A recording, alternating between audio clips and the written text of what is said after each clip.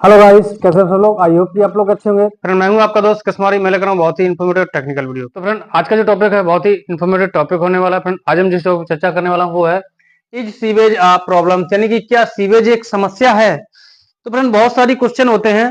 अभी मैंने एक पिछला वीडियो जो डाला है उसमें मैंने बताया, मतलब सीवेज ट्रीटमेंट क्यों महत्वपूर्ण है, ठीक है, उस पर मैंने चर्चा किया था। अभी मैं बता रहा हूं कि क्या सीवेज एक समस्या है, जैसे सभी लोगों के दिमाग में आता है सीवेज एक बहुत बड़ी समस्या है क्या। तो फ्रेंड, इस पे आज हम चर्चा करेंगे, सीवेज क्या एक बड़ी समस्या है, और फ्रेंड इससे संबंधित होने वाली बीमारियों के बारे में बताएंगे कि जो सीवेज अगर हम ट्रीटमेंट नहीं करते हैं, या सीवेज का, या जो गंदा पानी है, वेस्ट वाटर है, उसका अगर हम ट्रीटमेंट नहीं करते हैं, उपचारित नहीं करते हैं, उसको ऐसे ही इन्वायरमेंट में अगर छोड़ते हैं तो कौन कौन सी वो घातक बीमारियां फैला सकता है, एनवायरमेंट को कितना पॉल्यूटेंट कर सकता है, ये सारी चीजें हम आपको समझाएंगे। और फ्रेंड, इसको छोड़ने से किन किन प्लेटफॉर्म पर समस्याएं क्रिएट हो सकती है, जैसे पर्यावरणीय समस्याएं क्रिएट हो सकती है, स्वास्थ्य संबंधी समस्याएं क्रिएट हो सकती हैं। और फ्रेंड, इनका सोल्यूशन भी मैं बताऊंगा कि इसको सॉर्ट आउट कैसे करें। जैसे मान लीजिए स्वास्थ्य संबंधी समस्याएं अगर क्रिएट हो रही हैं, या पर्यावरणीय समस्या जो क्रिएट हो रही हैं, उनको सॉर्ट आउट कैसे करें, उनके बारे में भी हम समझेंगे। चलिए फ्रेंड, डिटेल से एक एक पॉइंट बाय पॉइंट समझेंगे। वीडियो को बिल्कुल भी स्किप ना करें, वीडियो बहुत ही महत्वपूर्ण है और बहुत ही इंपॉर्टेंट होने वाला है। फ्रेंड, चलिए फ्रेंड, देर ना करते हुए स्टार्ट करते हैं।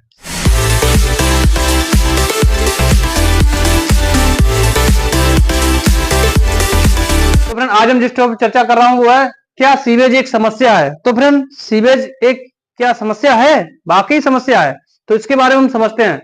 जी हाँ फ्रेंड, सीवेज एक बहुत बड़ी समस्या है। अगर हम इसको उपचार करके एनवायरमेंट में नहीं छोड़ते हैं तो ये बहुत बड़ी समस्या, बहुत घातक समस्याओं का हमें सामना करना पड़ सकता है अगर हम इसको ट्रीटमेंट करके नहीं छोड़ते हैं या उपचारित करके नहीं छोड़ते हैं, ठीक है फ्रेंड।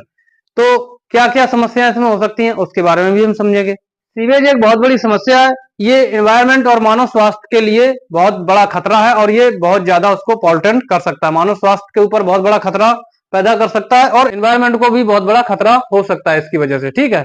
अगर अनुपचारित वाटर हम एनवायरमेंट में छोड़ते हैं, या ग्राउंड एरिया में छोड़ते हैं, या किसी तालाब में छोड़ते हैं, या किसी झील में छोड़ते हैं, या किसी नदी में छोड़ते हैं, तो जो हमारा जो जलीय पारिस्थितिक तंत्र है वो भी प्रभावित हो सकता है, यानी कि जिसमें मछलियां, जीव जंतु जो पानी वाले रहते हैं उनको भी बहुत बड़ा नुकसान हो सकता है। जो खेती बाड़ी करते हैं किसान, उनकी मिट्टी पर प्रभाव पड़ सकता है, मिट्टी खराब हो सकती है वहां की, ठीक है, अनुपजाऊ मिट्टी हो सकती है। और फिर इससे बहुत सारी घातक बीमारियां भी हो सकती हैं, जैसे typhoid, malaria, hepatitis B, gastroenteritis जैसी गंभीर घातक बीमारियां भी इसमें शामिल है, जो हो सकती हैं, फैल सकती हैं, ठीक है फ्रेंड।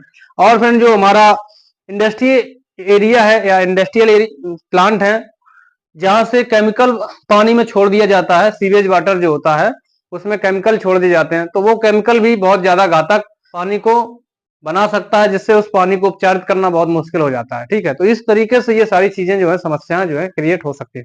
चलिए फ्रेंड, अब हम समझते हैं डिटेल से। पहला है फ्रेंड कि वाकई क्या ये सीवेज समस्या है, तो इसमें पहला पॉइंट है हेल्थ कंसर्न, यानी स्वास्थ्य संबंधी समस्या। अगर सीवेज वाटर हम बिना उपचारित पानी वातावरण में छोड़ते हैं, एनवायरमेंट में छोड़ते हैं, तो पहली समस्या क्या क्रिएट होगी, स्वास्थ्य संबंधी समस्याएं जो है पैदा हो सकती हैं।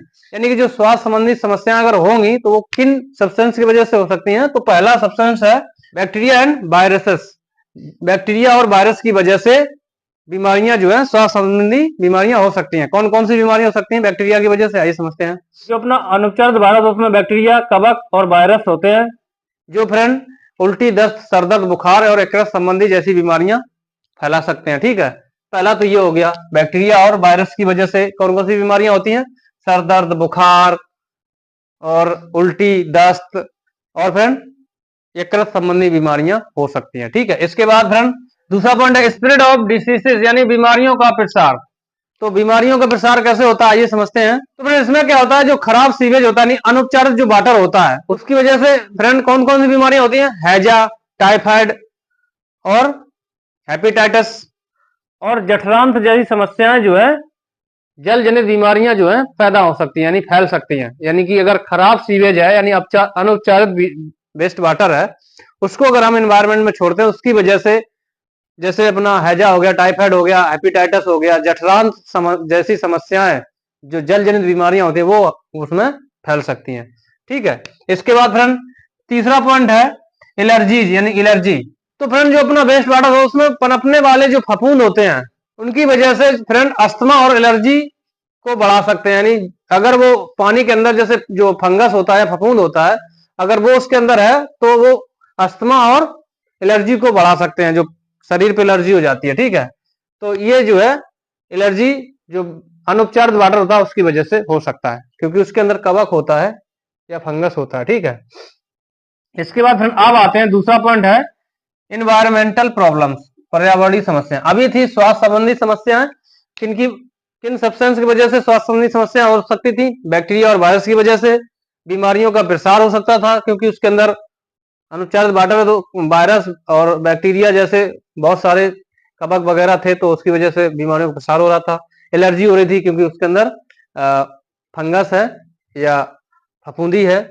और अब आते हैं एनवायरमेंटल प्रॉब्लम यानी पर्यावरणीय समस्याएं किन की वजह से हो सकती हैं। तो इसमें पहला पॉइंट है फ्रेंड वाटर पॉल्यूशन। अगर वाटर पॉल्यूटेंट है तो एनवायरमेंट पे तो वैसे भी प्रभाव पड़ेगा, जल प्रदूषण जैसे। तो जल प्रदूषण में क्या ये समझते हैं। तो फिर इसमें क्या होता है जो अनुपचारित वाटर होता है अगर हम उसको वातावरण में छोड़ते हैं, जैसे तालाब हो गए या नदी होगी, ये सारे जो जल स्रोत होते हैं उनको ये पॉल्यूटेंट कर देता है।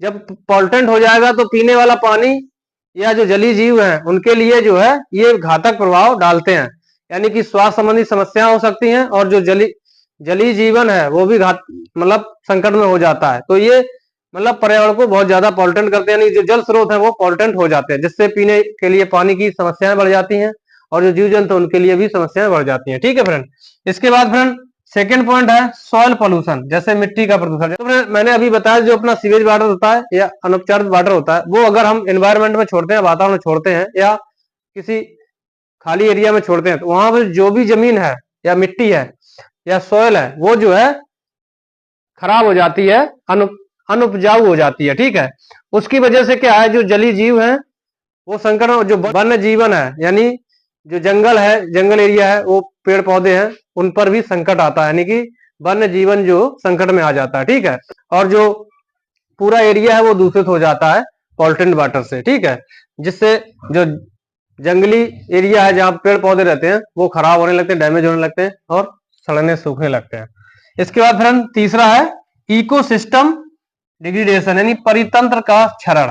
परितंत्र का क्षरण क्या होता है ये समझते हैं। परितंत्र के क्षरण से यानी कि जो वाटर है पॉल्यूटेंट वाटर है नदी के माध्यम से या झीलों के माध्यम से वो जब समुद्र में जाता है, जो समुद्री जीवन है वो संकट में आता है। ठीक है, उसकी वजह से पूरा वातावरण जो है वायुमंडल या जो अपना वाटर लेवल है वो भी दूषित होता है। ठीक है, तो पीने योग्य पानी है वो भी संकट में आता है, यानी कि जो अपना समुद्री लेवल है वो भी खराब हो जाता है परितंत्र क्षरण की वजह से। ठीक है, इसके बाद अब तीसरा पॉइंट है फ्रेंड अदर प्रॉब्लम्स यानी अन्य समस्याएं किनकी वजह से हो सकती हैं। तो पहला इसमें पॉइंट है इंफ्रास्ट्रक्चर प्रॉब्लम्स यानी बुनियादी ढांचे की समस्या। अगर फ्रेंड जो अपना एसटीपी प्लांट है उसको अगर अच्छे से सुटेबल तरीके से मेंटेन नहीं किया गया, उसका जो स्ट्रक्चर है मैन्युफैक्चरिंग के टाइम पे उसको सही से नहीं बनाया गया, व्यवस्थित से नहीं रखा गया, तो उसकी वजह से भी जो पॉल्यूटेंट वाटर है वो हो सकता है और प्रदूषण फैल सकता है। ठीक है फ्रेंड, इसके बाद फ्रेंड सेकंड पॉइंट है टॉक्सिक केमिकल्स यानी जहरीले रसायन। तो इसमें क्या होता है फ्रेंड, तो फिर इसमें क्या होता है जो अपने इंडस्ट्रियल एरिया होता है, जहां इंडस्ट्री होती है बड़ी बड़ी, जहां पे केमिकल इंडस्ट्री हो गई या कोई फार्मास्यूटिकल हो गया, वहां पे जहां केमिकल बनता है वो जो केमिकल है वेस्टेज वाला वो पानी में छोड़ दिया जाता है। पानी के माध्यम से जब जल स्रोतों तक पहुंचता है तो पूरा जल स्रोत जहरीला हो जाता है, तो पूरा वातावरण जो है संकट में आ जाता है। ठीक है, तो वहां का जो जल जीवन होगा वो भी संकट में आएगा, यानी मिट्टी है, सॉइल, खेती बाड़ी है या जमीन है वो भी संकट में आएगी, वन्य जीवन है वो भी संकट में आएगा।